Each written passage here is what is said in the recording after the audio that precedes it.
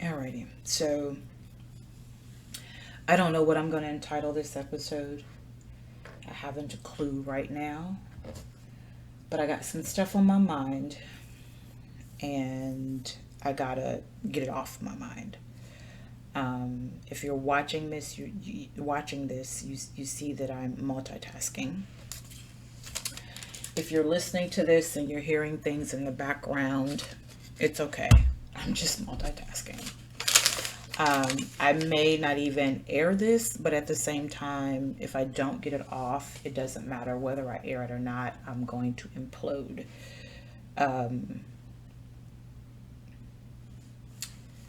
So today is August 14th.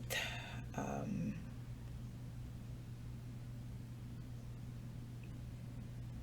2021, and it is a Saturday, and I'm not feeling that great physically.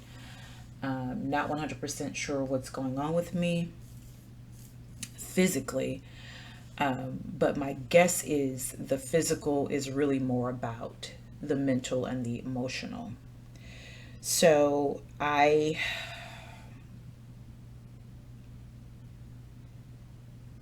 am just now starting to get an appetite. Um,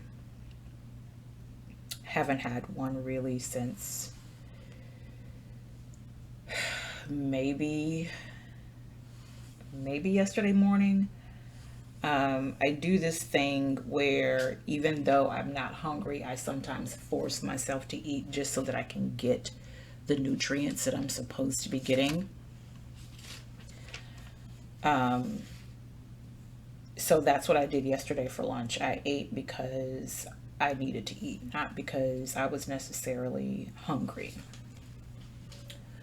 Um, and I'm just now starting to get an appetite, and my husband has gone to the store. And if you're not watching, then you didn't just see me do the air quotes. But he's just gone to the store.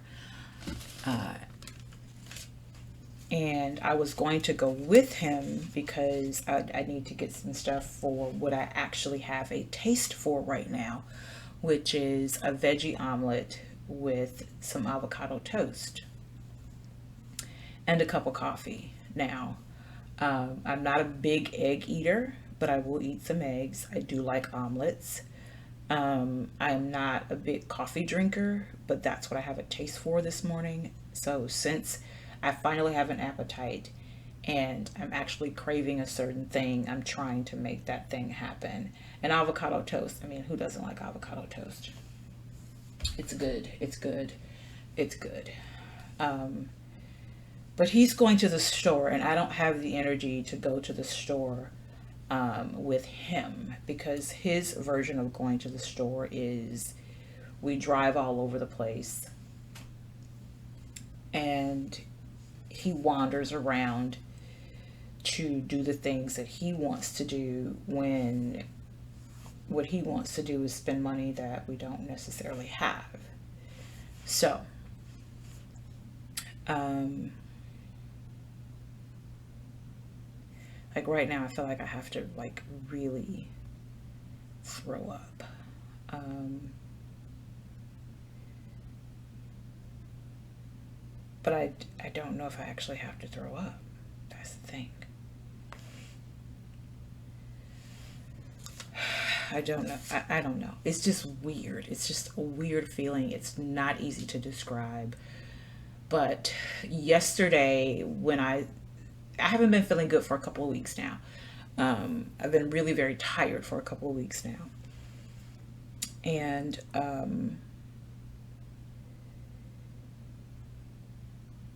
yesterday it just kind of came to a head. So this was hours after I ate lunch. And I know this is all over the place, and I'm trying to bring it all in so that I can get all of this out. But several hours after I ate lunch, I just before it was time for me to leave for the day, I just started feeling a little nauseous.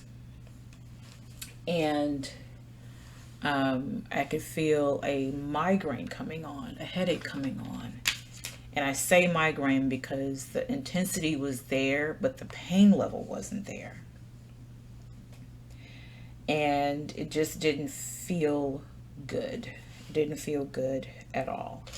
So that was my cue that it was time for me to leave the office. It was time for me to go home and just relax.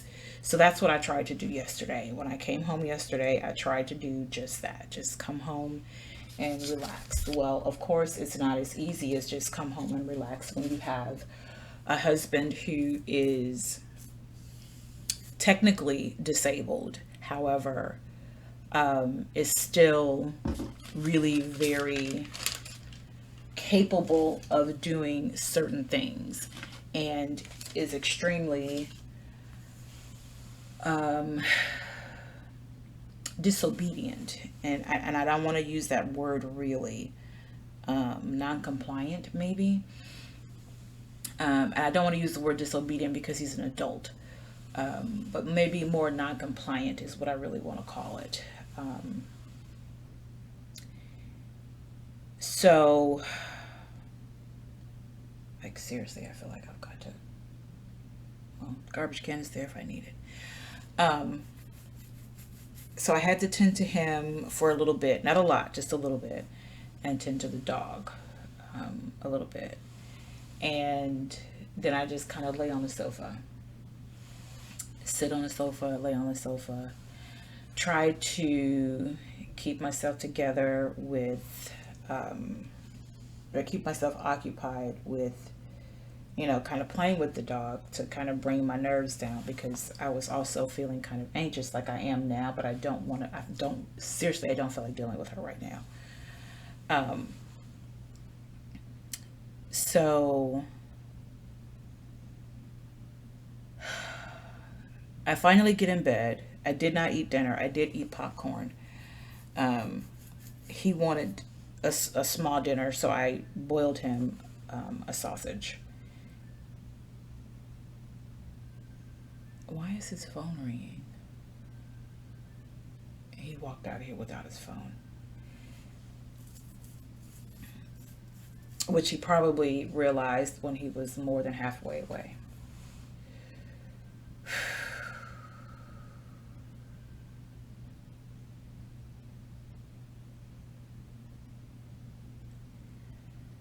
So I boiled him a hot dog. Not a hot dog, a sausage. And I didn't eat. Like I said, I wasn't hungry, but I knew I needed to get something in me, so I did have some popcorn. And then I sat for a little bit longer, and then I got in the bed, and he wanted me to rub his back, and I didn't feel like rubbing his back. Because the other thing is my arthritis has kicked up tremendously in my hands. I have arthritis in my hands and carpal tunnel in my wrist from years of computer work, years of typing.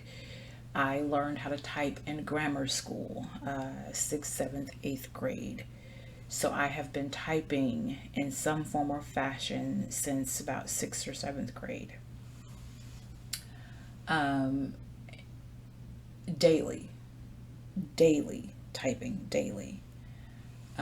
So the carpal tunnel isn't super bad right now, which I'm grateful for, but the arthritis is kicking up, and it's not the most pleasant. If you have arthritis, then you know what I'm talking about. So I've also been taking on a semi-regular basis something for the pain. The other thing is that my left eye has been really, it has been red. It's not red right now, I don't think, but it has been red. And I know that that stems from my tooth on the left side. I've got a wisdom tooth that I need to have either pulled or to get a root canal on. Actually, I need it on both of the wisdom teeth. They need to either be pulled or I need to get a root canal. And I've been to the dentist, and the dentist said that it didn't make sense to do the root canal. We should just pull them. There, you don't need your wisdom teeth anyway. I just haven't gone back to have it done. And it hasn't been really bothering me. Therefore, the side effects of the tooth bothering me haven't been there. One of the side effects is that my left eye, because the issue is on the left side right now, it's more dominant on the left side, or prominent on the left side, I should say. My left eye has been acting up. And like I said, it has been red. It's not red right now, but it has been red. But the other part of that is that my vision has not been that great in the left eye. And so that's been bothering me, to know that that's the issue, that I need to get repaired, but I've not yet done that.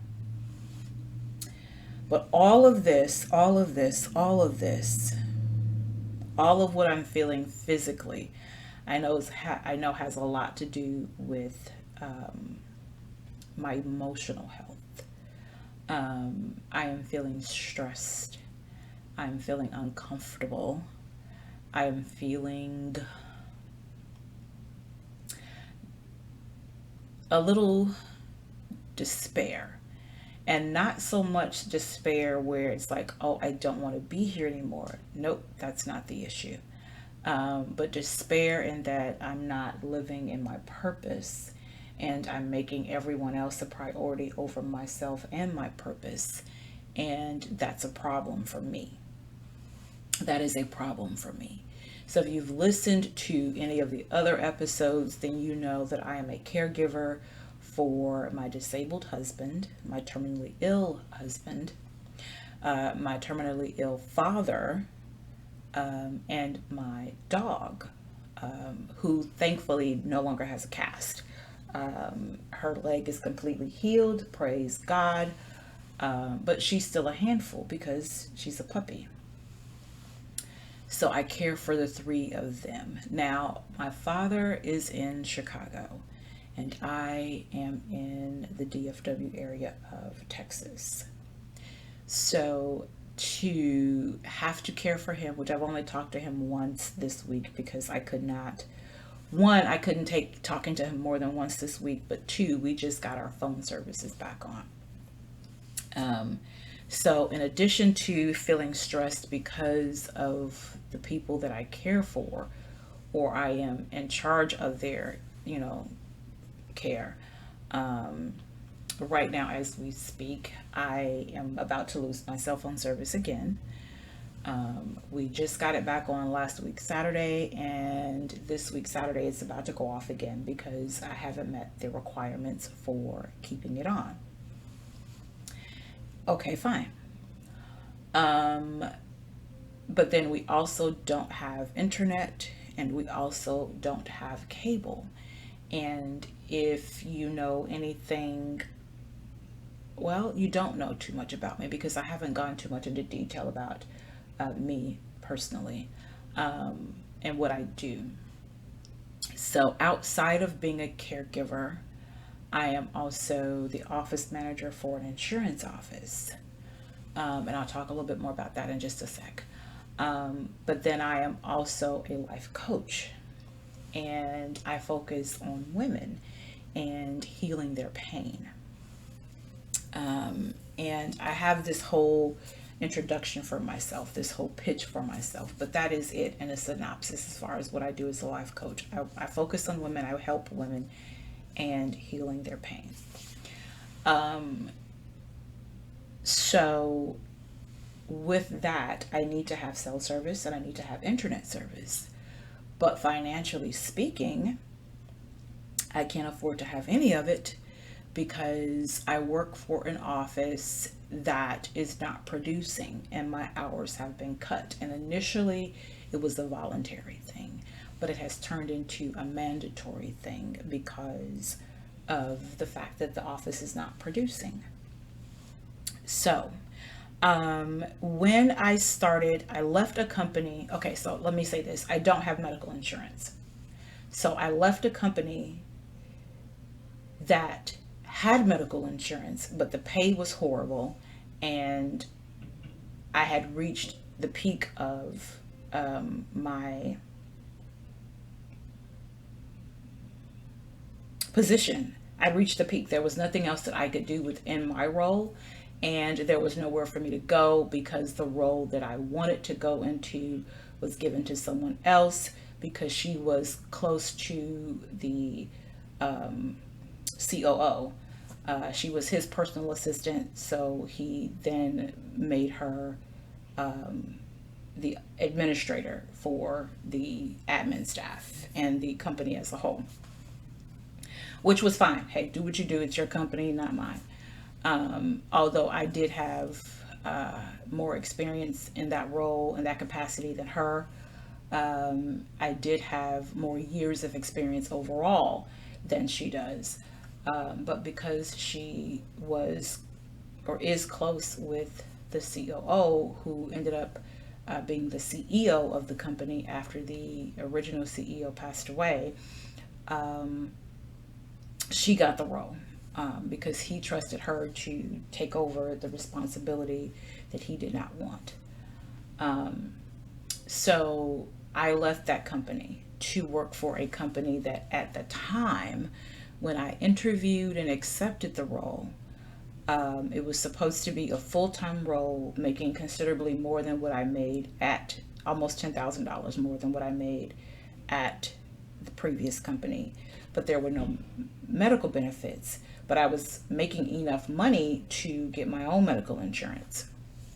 But when I tried to get my own medical insurance, it ended up costing me more than it did when I worked for the company that offered me the medical insurance. So then it became no longer affordable for me to get. And then the company that I currently work for, the owner was saying, well, you know what? I'm going to see what it will cost for me to get insurance for the office. If we get enough people to enroll, then I'll go ahead and get the insurance for the office. Well, getting the insurance for the office the way that he was trying to get it was still going to cost me more than even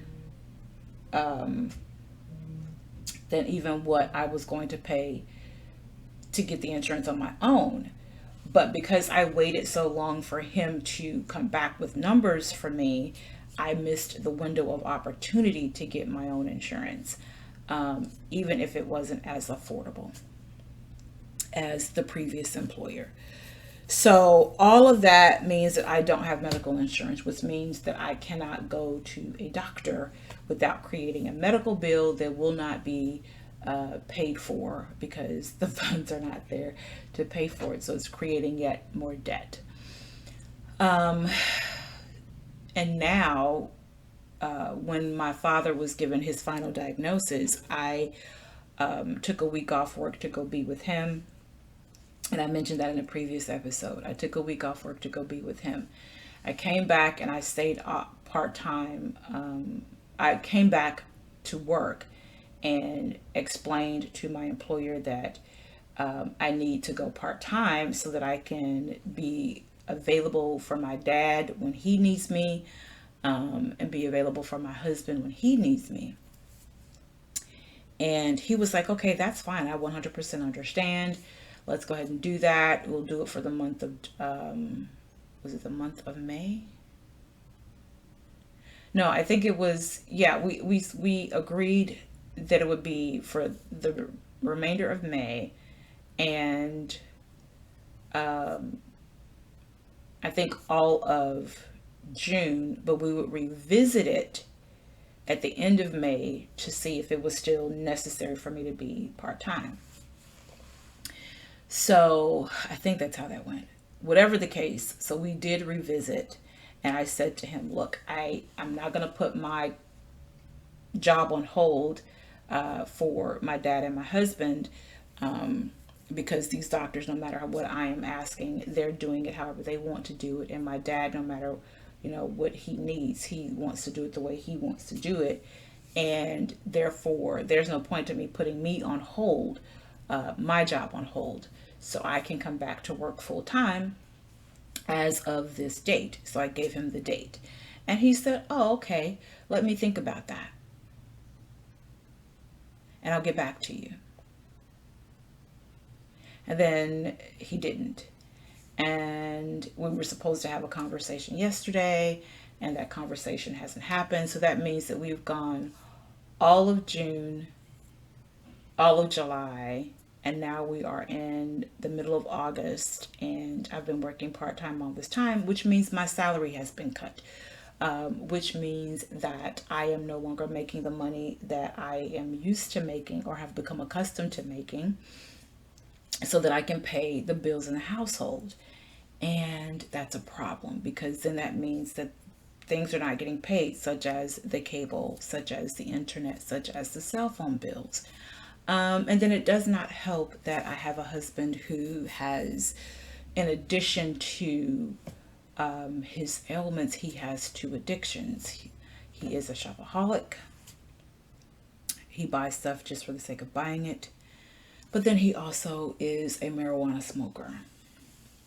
And he believes, he will dispute this 100%. He already has, so I know that he will. But he believes that any money that comes into the household that has his name attached to it, he should be able to do whatever he wants to do with it. And yes, when his disability check comes in, he does give me money to go towards the household. However,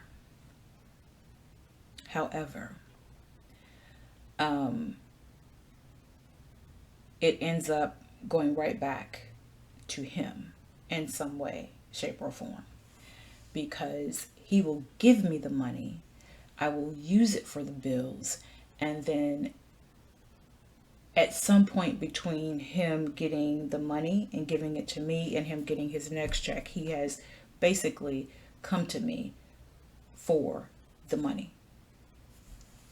So it ends up really not even serving me any good, or serving the household any good, because it still puts the household in debt. The other thing that he has had a tendency of doing, especially this year, is what actually it started last year. It started last year, and it was just a little bit, and then all of a sudden it became more. More and more and more and more, is that he has been pawning valuables so that he can have money, so that he can buy weed and buy cigarettes. That's his other addiction, cigarettes. So the money that's supposed to go towards the household now has to go towards the pawn shop so that he can get the valuables out of the pawn shop. And that's a problem, because we need the money in the house. So now, and I have expressed my disappointment. I've expressed my displeasure. I have even said out loud that it's very clear that I cannot rely on him. And I've said it out loud to him that I cannot rely on him, because every time he pawns something, he's taking money out of the household to go get the item out of pawn. Is that rain? That's rain. I'm sorry, it started raining and I wasn't expecting it to be raining today. But every time he pawns something, he takes money from the household so that he can go get it out of the pawn, which then, of course, puts us in debt.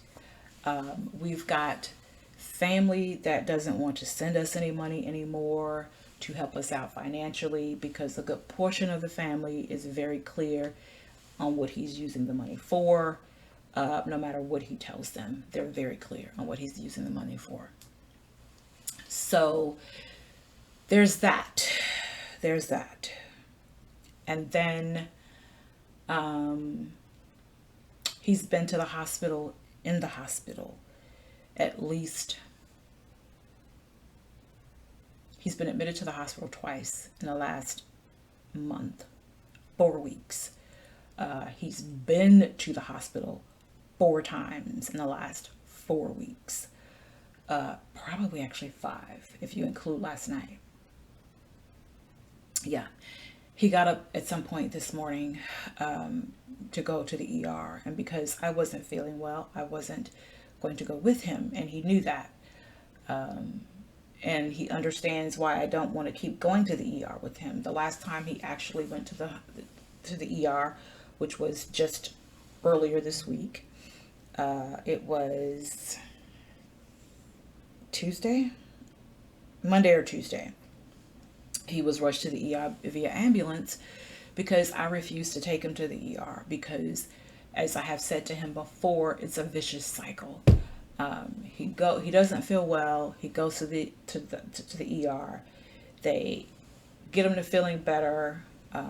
If they admit him, he's there for 24 hours, 48 hours. The longest in the last couple of weeks has been 5 days, 4 days.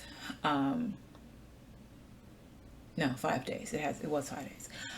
So anyway, so he goes, they make him feel better. He comes home. He's got all these things, I'm going to do this and I'm going to do that. I'm going to do this and I'm going to do that. He's saying all this stuff that he's going to do to make it better. And then he comes home and all of that just flies out of the window. It just flies out of the window. And then he starts that cycle again of doing the things that make him feel horrible. And then he gets to the point where now he has to go to the ER. And then they make him feel better. And he's got all these promises and all these tears. And then he comes home and it's the same thing all over again. So I said that to him. I'm tired of going to the ER for something that we don't have to go to the ER for. They get you to feel better. They tell you what you need to do to stay feeling better. And you come home after promising that you're going to do everything that they're telling you to do, and you don't do it. I am tired of it. And it is essentially killing me. And I do not feel well. Now, this was a whole conversation with him.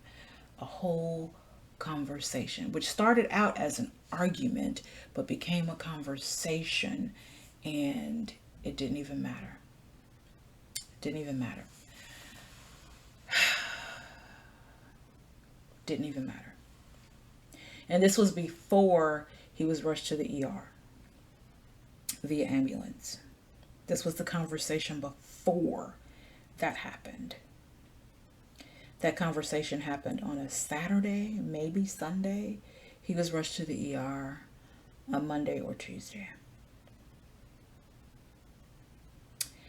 And then after I leave work, and I'd only been there literally 30 minutes. I'd only been there 30 minutes.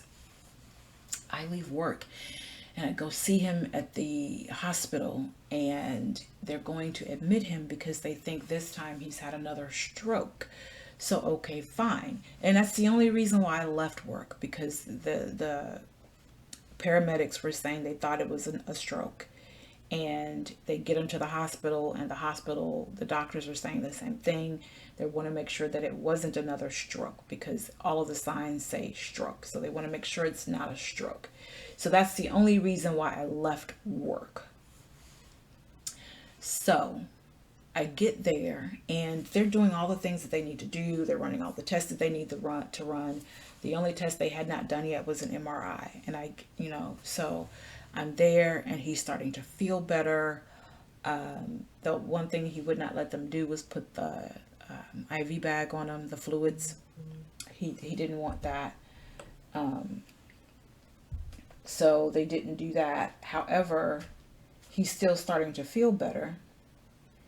And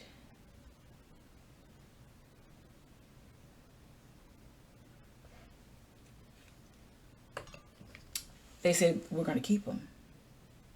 And I said, okay. So I come home. And then within an hour, I don't want to push it to 2 because I don't think it was actually 2 hours. He's saying, come get me. I'm leaving.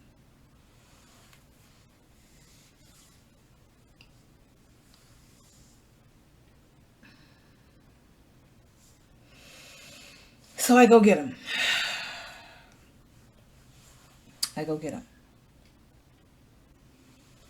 Now, mind you, in addition to not having cable, internet, and the cell phones are about to go off, we're low on gas, we're low on fuel in the vehicle. And I still have to drive to work every day. And at this point, I have driven to work, left work to come to the hospital. I get to the hospital, he's cold, and he wants me to go get his blanket out of the car. The blanket's not in the car. Don't know where the blanket is. I go back in there, I'll let him know the blanket's not in the car. Okay, don't worry about it then.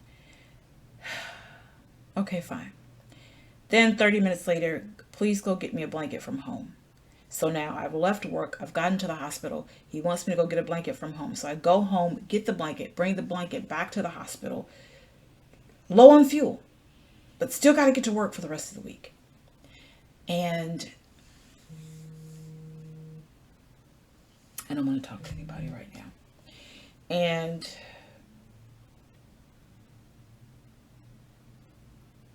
I bring it back. I go get something to eat.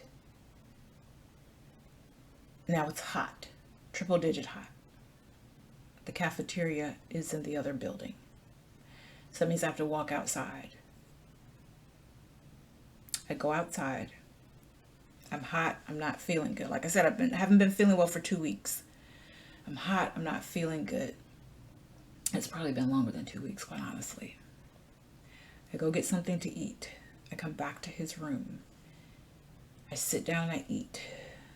I'm tending to him. The nurses are tending to him.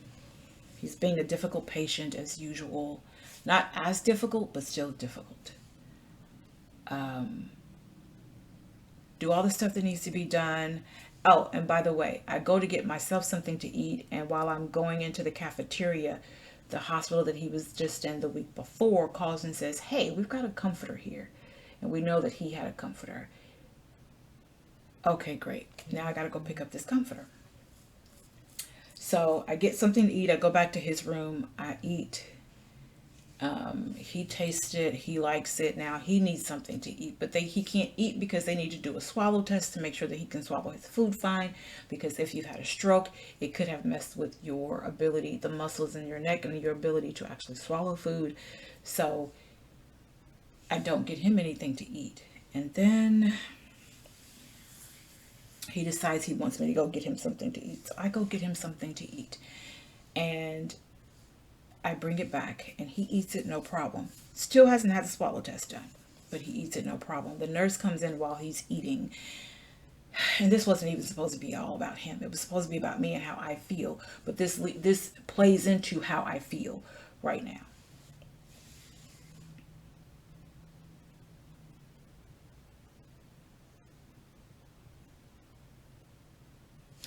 So, all of that, I get home. He asks me to come pick him up. And this is after they have now put him in a room. And he still has to have an MRI done. And they haven't done it. And he says he's ready to come home. Because they haven't fed him. I'm trying not to cuss. Because I'm trying not to make this podcast about that. And although I am a Christian, I do have my moments where I am still human. And I say things that Christians ought not say.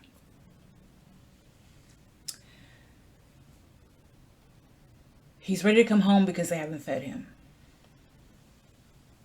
So now, he wants me to come get him. And I go get him. And I'm going to say this again. We're low on gas. We have no money. I have driven to work, left work after 30 minutes to visit him in the hospital, leave the hospital to go get his blanket from home so that he can have a blanket in the hospital and be warm, come back to the hospital, leave the hospital, go home. And then he calls me about an hour after I get home to say, come get me. I'm not staying. So now I have to go get him. So I go get him. I bring him home. I have to go to work the next day. He still has his leftovers from the lunch that I did get him, which ended up being a late lunch, early dinner. And the reason he wants to leave the hospital is because They haven't fed him.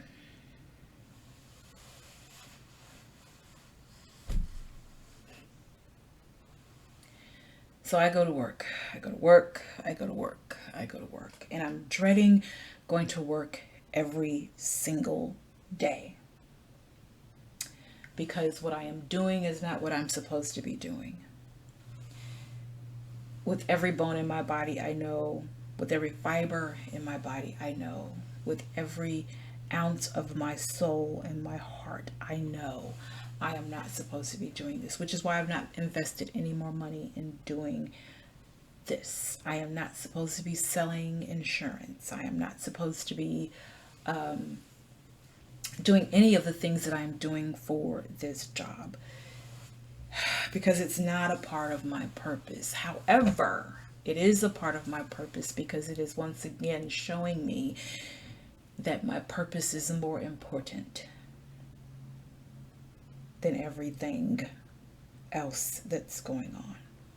So every day I am going to work and I am dreading going to work. And then my employer sends me a message and says, hey, now this is after I've said to my employer twice, I don't have cell phone service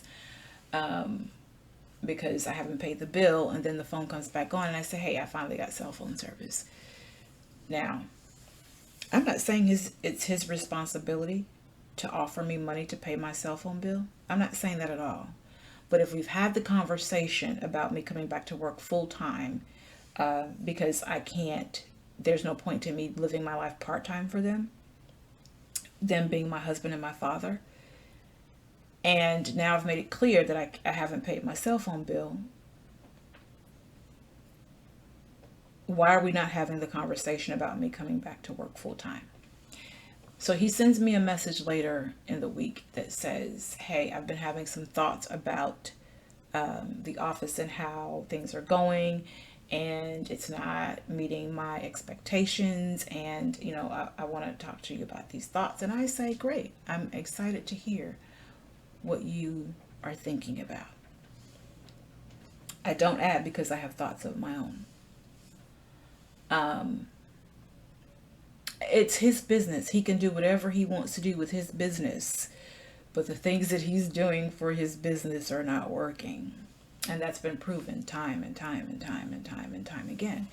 When you continue to do something the same way and expect a different result, it is the definition of insanity. Which is why I stopped doing certain things for my business the way that I was doing them, because it was not garnering me the results that I wanted, even though I expected those results every single time. I had to change some things up. So I started investing in myself and coaches and therapy and things like that.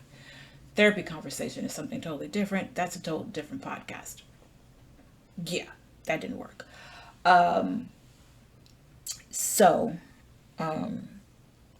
He was supposed to come into the office yesterday so that we can have the conversation. The conversation was never had because he never came into the office. He didn't even call me. He sent out 2 emails about the office and the performance and what he was expecting from the sales producers. And then he sent me 2 emails about clients that needed help with some things. So I did that. I did the 2 things that the clients needed help with. So here I am with all of this going on. All of this going on.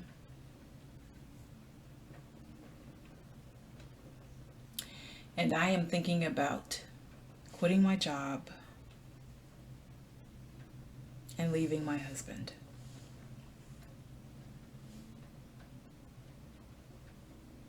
Did I mention before that someone said something to me about this being an abusive relationship? And I said, yeah, I know it's abusive. I think I mentioned that in the other episode, like maybe 8 of season 1.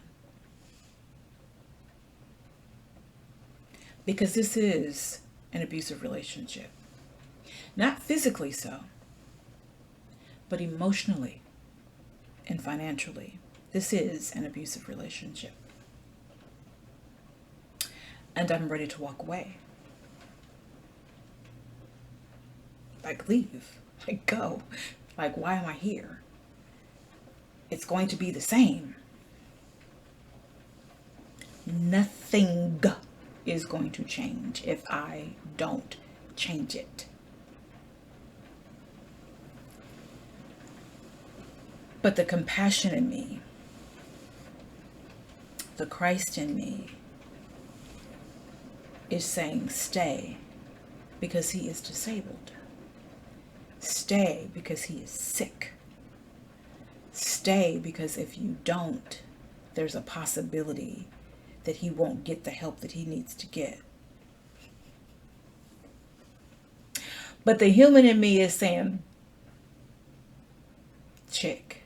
I was going to say something else, but I don't call myself that. With all the stuff that you are doing for him and all the stuff that the medical professionals are doing for him, it's still up to him. He still has to do what he's supposed to do. And I've said this to him. You are the only sick person I know that says you don't want to die.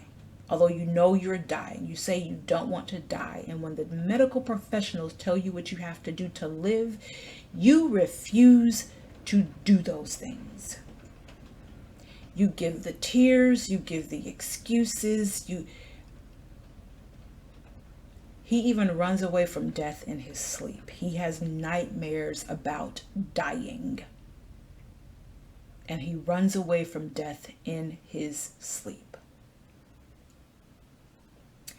But refuses to consistently do the things that he's supposed to do to live.